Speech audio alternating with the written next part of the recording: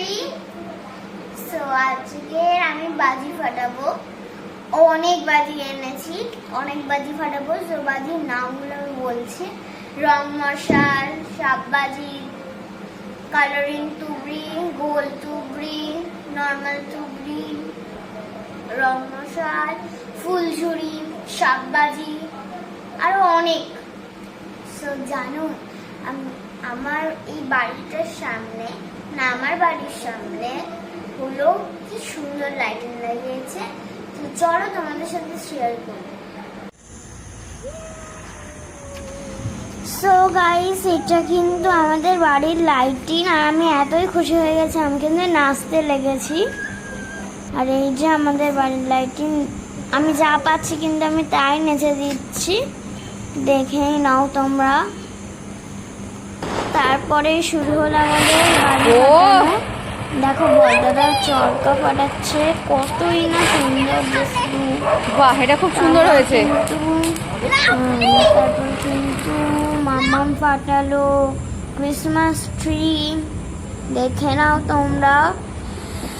এত সুন্দর আমি এক্সপেক্ট করিনি, দারুণ হয়েছিল জিনিসটা, আমার তো খুব পছন্দ হয়েছে। এবারে নেক্সট হলো এটা আমাদের পিকক বাজি, লেমন ট্রি। দেখো জাস্ট কতটাই না সুন্দর। নেক্সট হলো এটা আমাদের ড্রোন। নেক্সট হলো এটা আমাদের পেন্সিল। ওকে সরি, এটা হলো আমাদের পিকক বাজি। দেখো গাইস কত খুবই পছন্দ হয়েছে আমার। ওয়াও, জাস্ট লুক অ্যাট, সুন্দর সুন্দর। নেক্সট হলো এটা আমাদের 10 সেল 1 2 3।